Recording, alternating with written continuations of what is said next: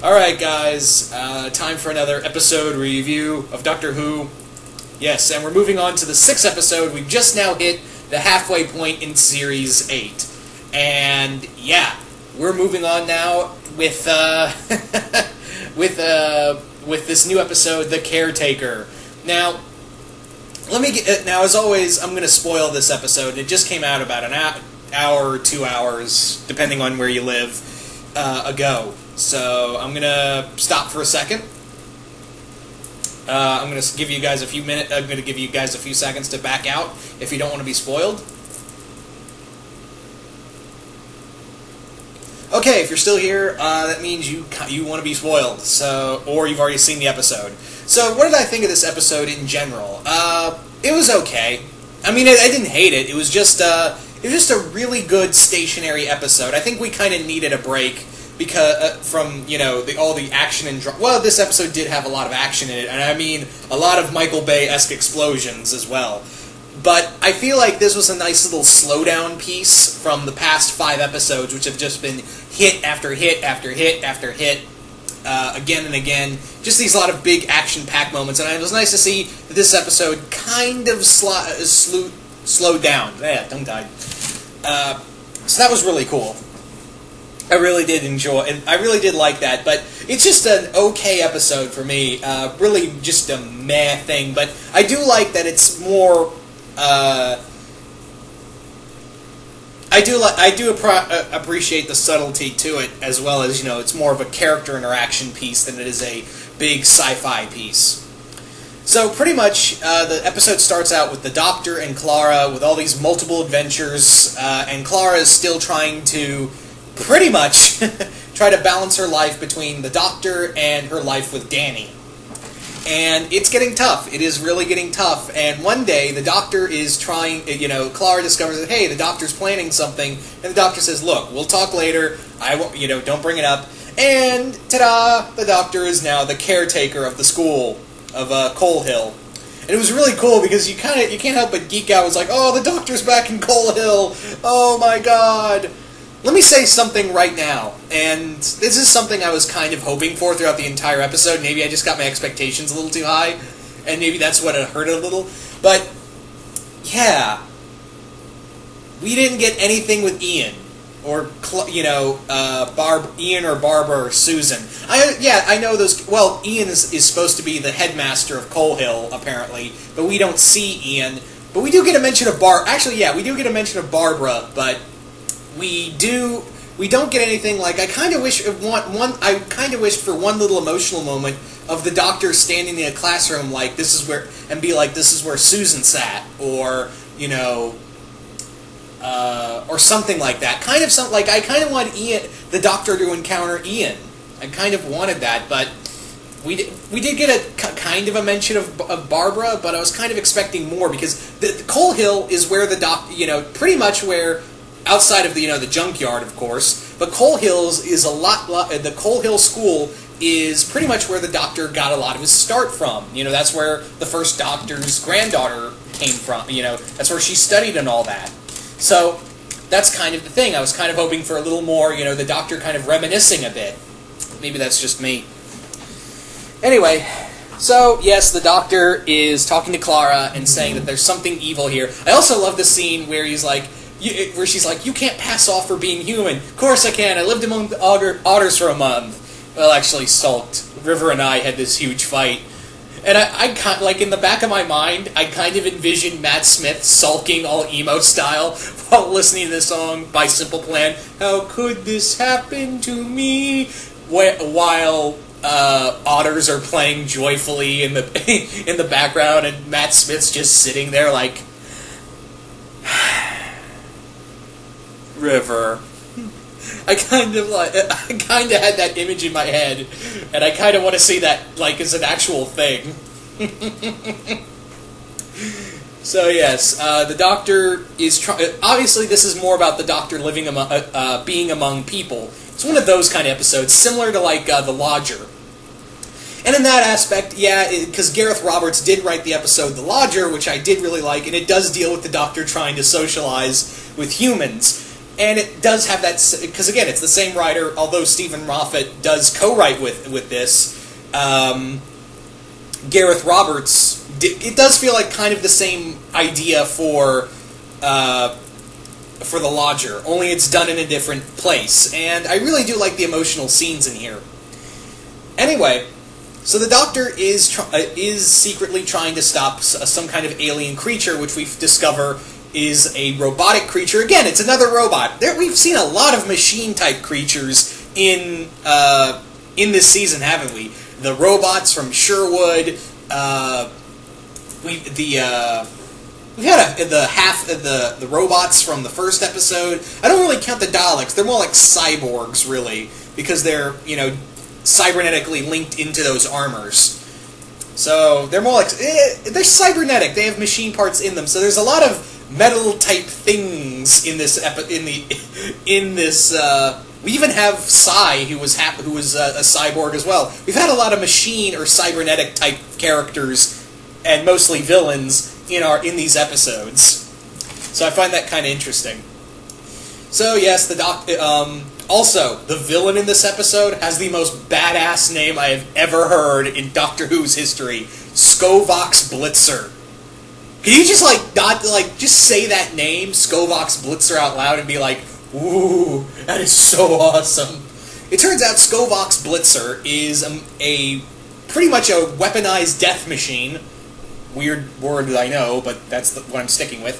It's a strange little robot that has a head of a head that looks like Garrus from Mass Effect. It has a Turian-looking head. It's got a lower half robotic body, and it's got these guns on it. It looks like something you'd fight in Metroid, really. It kind of looks like something you would fight, honest to God, in Metroid or some shit like that. But anyway, the Doctor is trying to stop it. It's interested in tech, and it was drawn to this place near Coal Hill because of all the temporal energy around it. Obviously, because the TARDIS had landed there so many times in the past. So it was drawn here to scavenge off of whatever tech it could find. And the Doctor's trying to lead it away and blow it up. So yeah, the Doctor, and of course Clara is not having this because now the Doctor's in the same vicinity as the person she cares about, and the Doctor is talking with Danny in one scene, and he's like, "Oh, you're Mr. PE because you're a soldier," and I love how Tom Baker-ish he comes off in this entire episode, where you just cannot seem to grasp the concept of a soldier being a math teacher. I really do like that. But yeah, this was this really brought what the other main focus was: Danny finally meeting the Doctor, and that's what it was all really building up to, was that Danny encountering the Doctor, and the Doctor's kind of disdain because we know in the second episode of this season he doesn't like soldiers. He does not care for them. But yeah, that is kind of the thing. So long story short, Danny shows up right when the Doctor's about to kill Skovox Blitzer and messes everything up, and only manages to whisk it away sends it about 3 days in the future, and 3 days from that point in their time, linearly. So that's so now Danny knows about the Doctor and Clara, and he does feel betrayed, and honestly, I don't blame him, because the woman he cared about is running off with some other guy throughout time and space, and when she tells him he's amazing, and, I travel and see all these amazing things, it does kind of belittle him, because how can you top time traveling? And he even, he kind of says that in his own way, is how, aren't I amazing as well, and all that? And I love that. And we also get this other great scene where the Doctor later on encounters Danny again, but it's a really cool scene because it builds up with the Doctor more or less saying to Clara, how about we just leave for a while? Oh, we can do so much in a day. Skovox isn't coming back for 3 days. And then Clara, another thing the Doctor has, an invisibility watch, which Danny uses to sneak into the TARDIS, and yeah, the Doctor knows. And the Doctor comes off throughout this entire episode as the dad who is the approving dad. That's what he really comes off as in this episode. That's what he really feels like is the approving father in this entire episode. In fact, they make a joke about the Doctor being Clark, being Clara's father, or surmised by Danny anyway. So I really honestly enjoyed that scene right there. So yes, Danny does not enjoy like the Doctor, and vice versa, because again, he's a soldier and he doesn't really care for him. And Clara is torn between the two, but on the other hand, Clara, Clara's like, well, I like traveling with the Doctor, but I also like being here. And the Doctor's just like, well, you have not only betrayed him, you betrayed me, and it really hurts. We also have another character in here that has shown up in past episodes, that little brat girl who showed up, and now we know her name is like Courtney. I think it's Courtney.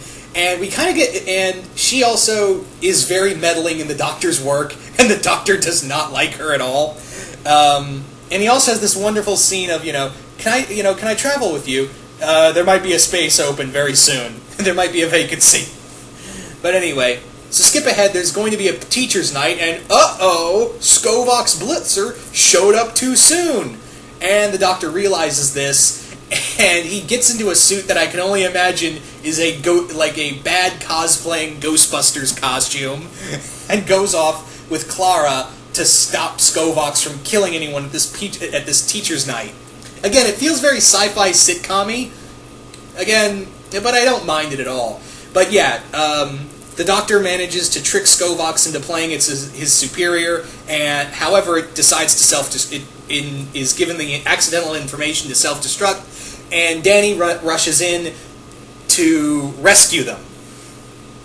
And boom, Danny saves the day, and Skovox is sent into space after the Doctor pretty much alongside the other girl, Courtney, send it off into space, and Courtney throws up in the TARDIS. and that was a great scene. It's like, great, now there's a puddle. That was great. So later on, at the end of the episode, towards the end of the episode, pretty much Danny and Clara are talking, and he says, look, if the Doctor, you need to be honest with me. I don't mind if you're traveling with him now, but you have to be honest with me, especially if he's pushing you. I've seen people like him. I've been pushed by people like him. He's an authority figure. If you can't, tell me if he is pushing you too hard. So I really like that, that Danny is very understanding. He's very accepting of all this, but he is still willing to stand up to the Doctor. I am kind of wondering when he's finally going to go travel in the TARDIS with the Doctor. Probably next episode. Maybe not. I don't know. But yeah, not a lot of big things I can say about this episode, unfortunately. There is a great scene at the end of the episode where an officer that Skovox murdered in the beginning of the episode is brought to a waiting room, which turns out to be heaven, the promised land, excuse me. And yeah, we get this scene where he's looking out the window and he goes, "Oh God." And Missy walks in, looks at him, and walks away, what I can assume is like some kind of angel or accountant or whatever says, "Nah, I'm sorry, she's busy." So again, we finally, after 2 episodes, we finally get back to the Promised Land. We got a little mention of it in Time Heist, but in this episode, yeah, we got a better mention of it we finally get another little scene of what's building up to the Promised Land in this episode. So I was kind of wondering, yeah, you kind of deviated for that for 2 episodes, so it's nice to see it come back full circle. But yeah, again, not a lot I can say about this episode. Was it good? Yes. I really liked the character interaction. There was some really funny dialogue, especially given by Peter Capaldi. He remains to be the best thing in these episodes consistently. I like the design of Skovox Blitzer and the name, obviously. It was a really cool name for Skovox. The name was really cool. The design of the robot was really cool. How it just kind of jerked its head and moved its little arms. It was tiny, but it was threatening at the same time, so I liked it. But again, this story was more about the character interaction, which again, this feels more like Gareth Roberts' work than it does Stephen Moffat's work. All in all, nothing really big happens in here, other than the build-up to the Promised Land, and obviously, the biggest thing is Danny finally encountering the Doctor, and, Clara being forced to choose her life with Danny, or, keep traveling with the Doctor, and that's the big thing she has to choose throughout her life. So I really did like this episode. So I really do love this episode. But anyway, so next week it looks like we're going to get a big episode, because this episode has been built up a lot, apparently, by Stephen Moffat saying that this episode is going to change how people are going to look at Doctor Who from now on. Those are bold words there, Moffat. Now, he didn't write this. The next episode will be called Kill the Moon. And again, this is the episode that people have been saying that, Stephen Moffat has been saying will change the course of Doctor Who and how the fans will look at it. I'm trying to remember who wrote the episode, because it wasn't Moffat. It was not Moffat who wrote it. It was. I actually looked it up right now. Kill the Moon was written by Peter Harness. I hope I'm saying that last name right. And he's the writer of. He mostly did a lot of writing for. I'm trying to I'm looking it up. He's done a lot of little dramas here and there, but the episode will be directed by Paul Wilmhurst. And again, this is apparently the episode that is going to change everything. And also, it looks like we got the return of a classic Doctor Who villain in here, and that made me go. At least I think it's a return of a classic Doctor Who villain, because we see all these webs on the moon, and we see these spiders, and I'm like, are these the spiders? Are these supposed to be like the spiders from Metebelis 3? From Jon Pertwee's final story, Planet of the Spiders? If so, fuck yeah. So I'm really excited all around this episode. It's got me really curious, and yeah, all in all, really excited for next episode. And again, really like this episode. So you guys tell me, what did you guys think of The Caretaker? Did you guys like it? Did you guys hate it? Let me know in the comments below.